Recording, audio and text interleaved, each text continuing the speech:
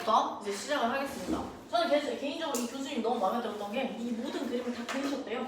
너무 대단하지 않으세요? 이게 사실 진짜 어마어마한 일이거든요. 제가 옛날에 수학하면서 수학 교재 만들어봤지만 진짜 너무 힘들어요. 이 교재 만드는 게 더 힘들거든요. 그렇기 때문에 이게 교재가 또 조금이라도 오류가 나면 안 되고, 그러니까 이게 수백 번 검수를 하는데 이 모든 걸 다 만들었다는 게 저는 너무 대단하다고 생각했고, 이게 이 법이라는 게 라인 잡기가 되게 힘들거든요. 이게 사실 되게 딱딱한 언어들을 이렇게 우리가 알기 쉬운 용어로 번역한다는 게 진짜 쉽지 않은 일인데, 이걸 그림까지 이렇게 하면서 한다는 게 좀 저는 개인적으로 되게 좋다고 생각을 해가지고 하게 됐고, 이런 약간 좀 민법이란 해서 형식적 의미의 민법 이런 거 아무도 설명을 안 해요, 다른 교수님들. 근데 이런 것들을 알아야 우리가 이 스토리 라인을 잡기가 좀 용이하거든요.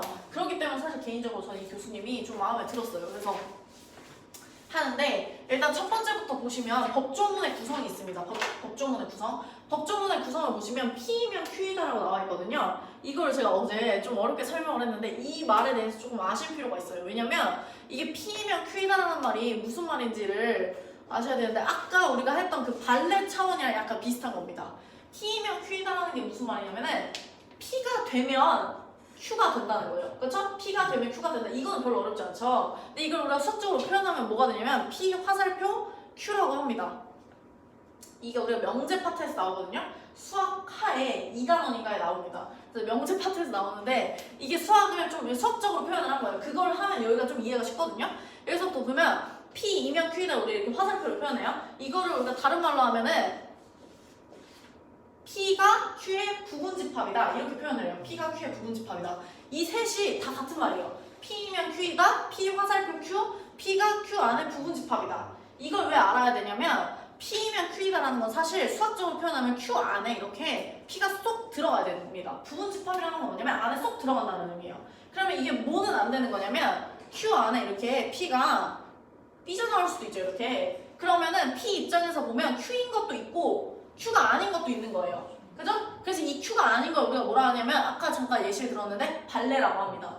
반대되는 예시인 거예요. P가 Q가 되기 위한 반대되는 예시. 그러면은 만약 간주다 라고 하면 그래도 Q라고 하는 거고, 추정이다 라고 하면은 Q가 아니라 그냥 P가 되는 거겠죠? 그런 식으로 이제 하는 겁니다. 그래서 어쨌든 P가 Q의 부분집합이다라는 말이 왜 중요하냐면 얘가 그러니까 이 앞에 말이 이 뒤에 말에 들어간다는 말이에요. 그래서 얘 보면은 P이면 Q이다를 우리가 다른 말로 하면 원인과 결과라고 얘기하고, 여기 법조문에서는 요건과 효과라고 나타냅니다. 그래서 여기 예시를 보면 적용 예시에 불법행위 750조 불법행위를 보면은 고의 또는 과실로 인해서 위법행위로 타인에게 손해를 가한 자는 그 손해를 배상할 책임이 있다라고 했는데, 여기서 보시면 타인에게 손해를 가한 자는을 다른 말로 바꾸면 위법행위로 타인에게 손해를 가하면 그러면 우리가 손해를 배상할 책임이 있다는 거예요. 그래서 그 손해를 배상할 책임이 있다. 이 부분이 뭐가 되는 거예요? 결과가 되는 거고, 손해를 가한 자는 이 부분들이 이제 다 요건이 되는 건데, 이 요건을 나눠봤더니 고의 또는 과실로 인해라고 나와서 이 첫 번째가 요건이 되겠죠. 그럼 고의 또는 과실이라는 거는, 고의라는 건 우리가 나중에 알겠지만, 나중에 이제 다시 배우겠지만 알고도 하는 거예요. 일부러. 과실이라는 건 실수죠. 일부로든 알고도든 어쨌든 고의 또는 과실로 인해서, 그럼 고의 또는 과실이 아니면 배상할 책임이 있는 거예요, 없는 거예요? 없는 거예요. 그죠? 그거를 우리가 저 요건을 통해서 알 수 있는 겁니다. 다시 고의 또는 과실로 인해라는 거는 고의 또는 과실이 아니면 효과인 손해배상을 책임할 필요가 있는 거예요, 없는 거예요? 없는 거예요. 그래서 고의 또는 과실이어야지만 손해배상을 책임을 한다는 겁니다. 또 고의 또는 과실이 P1이에요. 그러니까 요건 첫 번째. 요건 두 번째는 뭐냐면 위법행위. 위법행위의 반대가 뭐냐면 적법행위입니다. 적법행위. 그럼 말 그대로 하면 위법행위를 하면 우리가 손해배상을 하죠. 그럼 적법행위를 하면 손해배상을 하나요? 안 하는 거죠. 그런 게 이제 요건을 주는 겁니다. 세 번째는 이제 손해를 가하자. 그럼 손해가 아니면 배상 책임을 하나요? 안 하는 거죠. 그래서 요건은 고의 또는 과실이자 동시에 위법행위여야 되고 동시에 손해를 가해야지만은 우리가 손해배상을 한다. 이런 식으로 법조문이 구성이 되어 있다는 거예요. 그래서 모든 법조문은 뭐뭐이면 뭐뭐이다 이렇게 끊을 수가 있다는 거죠. 그래서 그렇게 끊어서 우리가 공부를 해야 된다라고 교수님이 열심히 설명을 하셨는데, 이 얘기를 이해하셨는지 모르겠어요. 그래서 여기서 가장 중요한 거는 모든 법조문을 적용을 할 때에는 민법, 즉 법에 적용을 하려면 어떤 사건이 발생을 하는데, 얘처럼 이 법조문이 P이면 Q이다라고 했으니까 이 사건이 P에 해당하는지를 확인해야 돼요. 이 사건들이 피해에 해당하는지 확인을 하고 만약 이 사건들이 피해에 해당하는 조건에 만족했으면 뭐로 결과를 내는 거예요? Q로 우리가 재판을 해주는 거예요. 그래서 그게 우리가 법을 배우는 과정이다 라고 하면서 이 얘기를 간단하게 설명을 해주고 있어요. 그래서 민법이라는 걸 보면 일단 대표적으로 형식적 의미의 민법과 실질적 의미의 민법인데 형식적 의미의 민법은 큰 의미는 없기 때문에 제가 그냥 넘어가겠습니다. 그래서 뭐 이렇게 제정이 됐다라는 건데 뭐 중요한 내용은 아닙니다. 두 번째 이제 실질적 의미의 민법인데요. 실질적 의미의 민법이라는 건 크게 세 가지 종류의 특징을 가지고 있다고 할 수 있습니다. 이 특징이 정말 우리가 아까 제가 어제도 계속 반복을 많이 했는데 민법에는 세 가지 특징이 있습니다. 첫 번째가 뭐냐면 인간의 공동생활에는 여러 가지 사회적 규범이 존재하는데 그 중에서 국가 권력에 의해서 강제가 된다는 점에서 법이라는 특징이 생기고요. 두 번째는 사회 규범과 구별됩니다. 즉, 그 민법이라는 특징 중에 첫 번째 특징이 법인데 법이 뭐냐라고 하면 두 가지 요건을 갖춰야 되는 거예요. 첫 번째가 뭐냐면 강제성. 강제성이 없으면 법인가요? 법이 아니라는 거예요. 그래서 법이라는 요건이 되려면 첫 번째가 강제성이고 두 번째는 뭐랑 달라야 돼요? 사회 규범과 달라야 됩니다. 사회 규범이란 뭐냐면 도덕이나 관습이나 종교예요. 제가 교회를 다니는데 교회를 다니면서 제가 교회를 무조건 가야 되나요? 의무가 아니잖아요. 그러니까 그런 걸로 인해서 그게 이제 사회적 규범과 차이가 있는 특징이라는 거죠. 그래서 법의 특징이 뭐냐라고 하면 두 가지를 기억해야 돼요. 강제성과 사회적 규범과 구별이 된다. 이 두 가지입니다. 그래서 여기서 교수님이 무슨 예시를 들었냐면은 교통사고 예시를 들었거든요. 그래서 교통사고를 당했어요, 내가. 그럼 교통사고를 당했으면은 예를 들면 제가 차를 운전하고 있다가 누구 쳤어요. 그러면 저는 이 사람한테 손해배상을 할 책임이 있는 거죠. 그죠? 그래서 그거를 강제하기 위한 법인데 예를 들면 내가 치인 사람이에요. 치인 사람에서 너무 화가 나서 쳤어요. 그럼 우리가 뭐라 한다 했죠?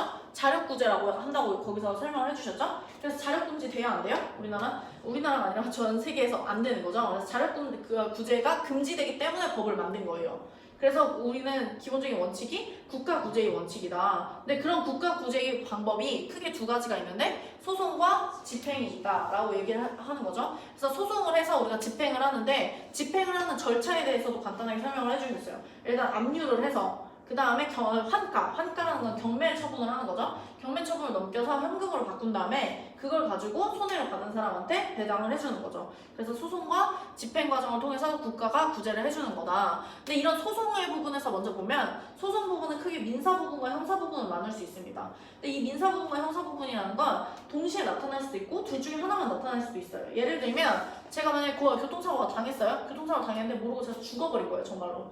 그러면은 이게 형사 책임까지 물을 수 있겠죠, 이 운전자가. 그럼 이제 이게 살인죄이 아니냐 이런 거에 따라서 나누는 게 이제 형사법인 거고, 그게 아니라 내가 이제 이걸 가지고 돈을 얼마를 받을 수 있는 거냐라는 걸 따질 때가 이제 민사소송이라는 거죠. 그래서 민사소송은 돈 문제를 다루는 거고요. 형사소송은 죄와 벌을 다루는 겁니다. 너 뭐 징역, 그러니까 너 깜빵 갈래 안 갈래 이런 거를 다루는 거죠.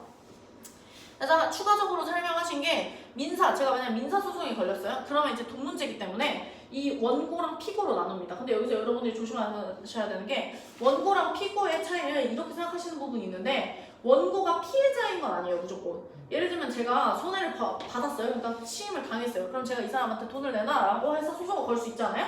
근데 이 피해자만 걸 수 있는 게 아니라 원고라는 건 소송을 건 사람이에요. 근데 예를 들면 내가 만약에 친 사람이에요. 운전자예요? 친 사람인데 이 사람이 돈을 너무 많이 달라고 하는 거예요. 그래서 합의를 안 해줘요. 돈을 많이 달라고. 그래서 제가 그게 억울해서 소송을 걸 수도 있잖아요. 그럼 제가 원고가 되는 겁니다. 그러니까 무조건 피해자가 아니라 가해자도 원고가 될 수도 있다는 거예요. 그래서 어쨌든 원고 피고라고 하고 형사에서는 원고인 피고인이라고 얘기를 한다고 합니다. 뭐 이게 큰 중요한 내용은 아닌데 설명을 하셔서 제가 정리를 해드리는 거예요. 어쨌든 소송에서는 민사소송과 형사소송을 나누고 집행에서는 압류 다음에 환가 다음에 배당을 한다. 이것도 큰 중요한 내용은 아닌데 이런 절차가 있다라는 건 아시면 좋다는 거죠. 어쨌든 민법의 첫 번째 특징은 뭐다? 법인데 법에는 강제성과 사회적으로 구별된다. 이 두 가지 특징이 있다는 거죠. 두 번째는 이제 사법입니다. 사법이라는 거는 명확하게 딱 한마디로만 하시면 되는데 공법과 반대되는 말이다 라고 생각하시면 돼요. 그럼 사법과 공법의 차이는 뭐냐? 제가 여기 밑에 써놨는데 공법은 개인과 국가 간의 관계입니다. 개인과 국가 사이의 관계예요. 그래서 우리가 국가라고 하면 뭔가 좀 큰 느낌이라고 생각하시는데 그게 아니라 공무원 생각하시면 돼요. 공무원. 공무원도 국가에 관련 그 공무원의 업무 자체는 국가라고 보거든요, 우리가. 그래서 공무원한테 손해를 받아도 공무원이 우리한테 손해를 입히면 국가가 우리한테 손해배상을 합니다. 그렇기 때문에 공법이라는 건 개인과 국가 사이의 관계의 차원에서 공법을 다룬다. 사법은 개인과 개인 사이의 관계입니다. 그래서 사법의 특징이 뭐냐라고 하면 일단 첫 번째 사인 간의 관계를 규율하는 법입니다. 사인 간의 관계. 사인 간의 관계라는 건 개인과 개인 사이의 관계를 규율하는 법이라는 거예요. 근데 개인에서 만약 국가가 개입을 하면 공법이 되는 거죠. 그래서 대표적인 예시가 이제 토지 매매인데 토지 매매 부분을 보시면 토지 매매를 우리가 하잖아요. 그러면 네. 우리가 갑이 뭐 매도자고 을이 매수자인데 이 사람이 토지 매매를 해요. 그럼 토지 매매하는 이 자체는 우리가 민법에서 다루겠다는 거예요. 그렇죠? 토지 매매를 하는 그 뭐 대금을 지급한다던가 아니면 소유권을 이전한다던가 이런 부분들은 다 사법에서 다루겠다는 거죠. 근데 만약에 이 토지를 내가 매도인이에요? 그럼 매도하는 사람이 이제 매도를 했기 때문에 소득세를 내야 되잖아요? 이 소득세법은 어디로 가는 거예요?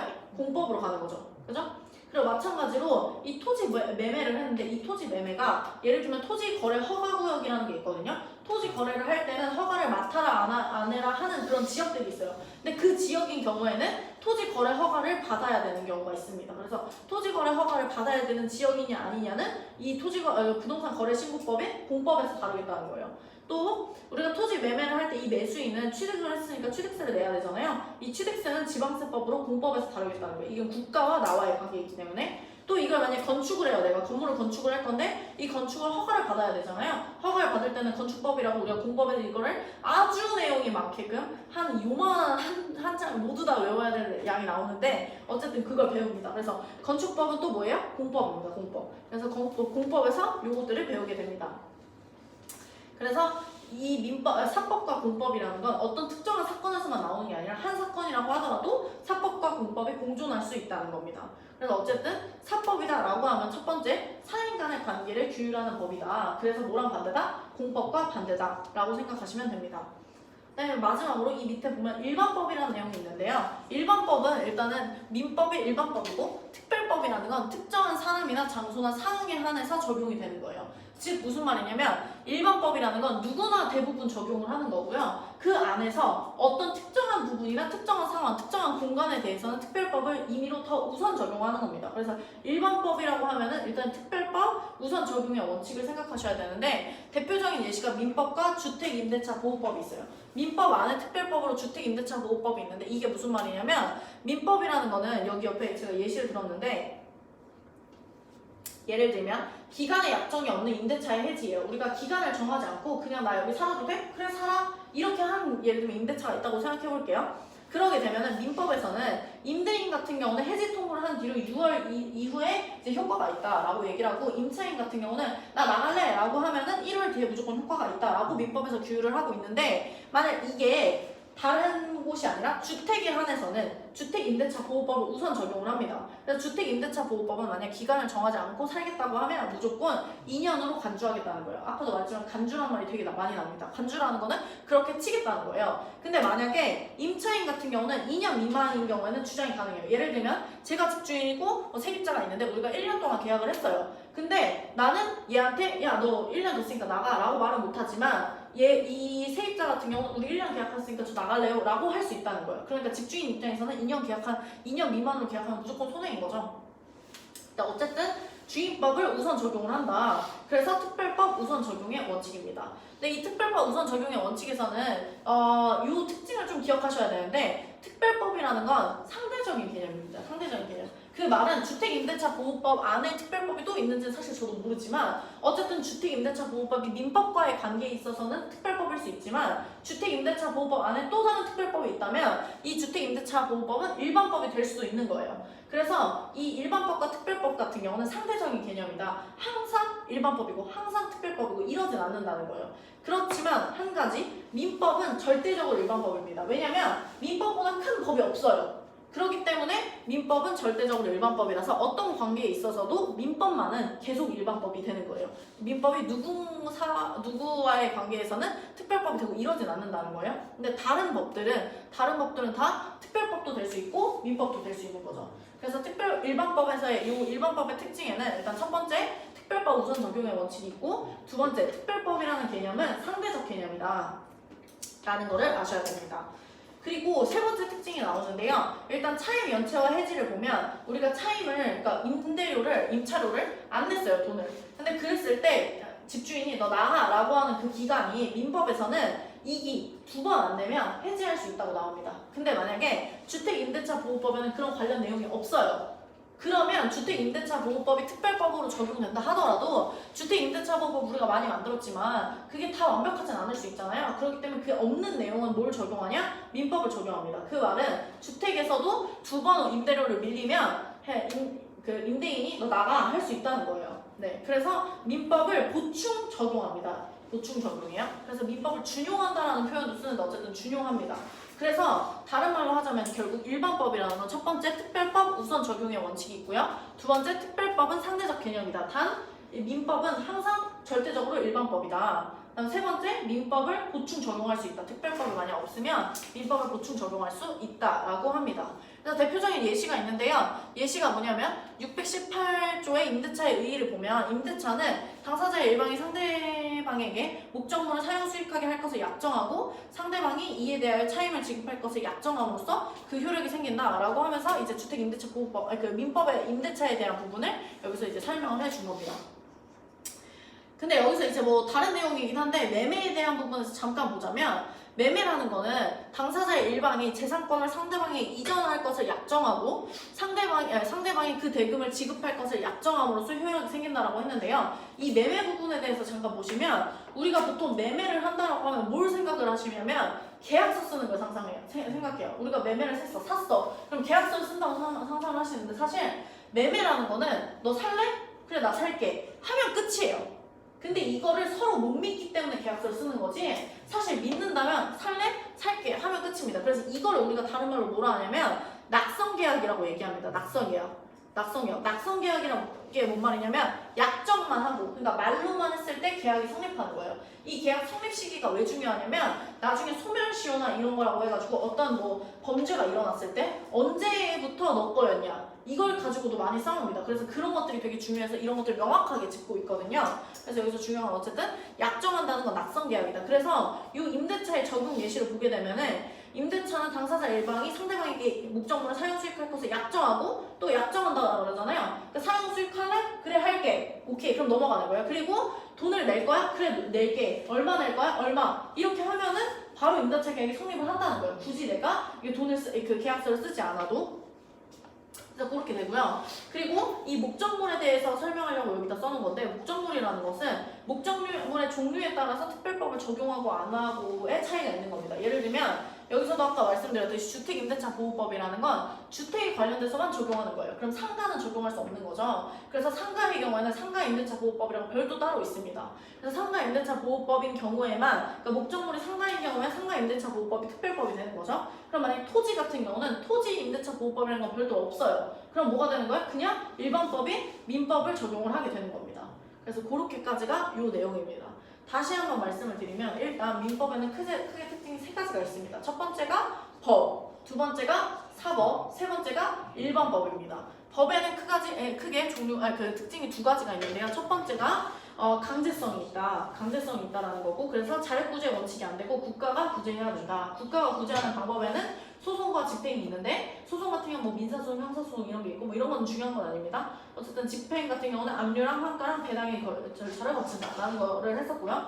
두 번째는 사회적 규범이랑 구별이 된다. 그래서 강제성이 띄는 게 아니다라는 거죠. 그다음에 두 번째 사법이 있는데 사법은 사인 간의 관계를 규율하는 법입니다. 개인과 개인 간의 관계를 규율하는 법이고 공법과는 반대의 말이다. 그래서 개인 사이의 관계를 말하는 게 사법이고 개인과 국가 사이에 하는 게 공법이 되겠죠. 그 다음에 일반법이 있는데요. 일반법 같은 경우는 일반법은 첫 번째 특별법 우선 적용의 원칙을 써야 된다고 했죠. 근데 이 특별법이란 개념은 되게 상대적인 거다. 단 민법 같은 경우는 항상 절대적으로 우리가 일반법이라고 할 수가 있다라고 했었고요. 그다음 세 번째, 우리가 만약에 그 특별법에서 내용이 없으면 민법을 보충 적용한다라고까지 했습니다. 그러면 이제 넘어가야 되는 게 법률 관계입니다. 법률 관계. 그 법률 관계인데요. 이 법률 관계라는 걸 보시면 일단 우리가 아까 방금 했던 것처럼 민법이라는 건 크게 세 가지 특징이 있었는데 두 번째 특징이 뭐였었냐면 사법이었거든요. 사법? 사법이라는 건 뭐냐면 인간 간의 관계를 사인 간의 관계를 규율하는 법이라고 했어요. 근데 그 사인 간의 관계를 우리가 어려운 말로 뭐라 부르냐면 법률 관계라고 부릅니다. 법률 관계. 사인 간의 관계를 법률 관계라 해요. 왜냐면 사인 간의 관계에 있어서 모두 다 우리가 법적으로 법률 관계가 되는 건 아닙니다. 왜냐면 우리가 인간의 생활 관계는 그냥 인간관계라는 게 있고 법률 관계라는 게 있어요. 예를 들면 우리가 그냥 이렇게 친해졌어. 친해진 친구야. 그럼 그냥 인간관계죠. 제가 그 교회 나가는데 교회 가서 교회 만난 친구는 그냥 친구지 우리가 법률 관계인가요? 그건 아니에요. 근데 예를 들면 내가 계약해서 만난 사람이 있어요. 그러면 그런 사람들은 뭐가 돼요? 법률 관계가 되는 겁니다. 그래서 인간관계랑 법률 관계는 그런 차이점이 있어요. 그래서 사인 간의 관계에 있어서도 사인 관계를 우리가 흔히 민법에서 말하는 사인 관계는 법률 관계를 말하는 거예요. 그럼 법률 관계가 되는 순간 생기는 것들이 있습니다. 뭐냐면 두 번째 권리와 의무입니다. 권리와 의무. 그러니까 법률 관계가 되는 순간 법률 관계라는 건 강제적으로 실현할 수 있는 것들이 있다는 거예요. 강제성이 띄어야 되잖아요. 법이라는 건 아까 말 그대로 강제성이 있다고 했기 때문에 권리와 의무가 있다는 겁니다. 다시요. 우리가 아까 일반법의 특징이 있었는데 일반법은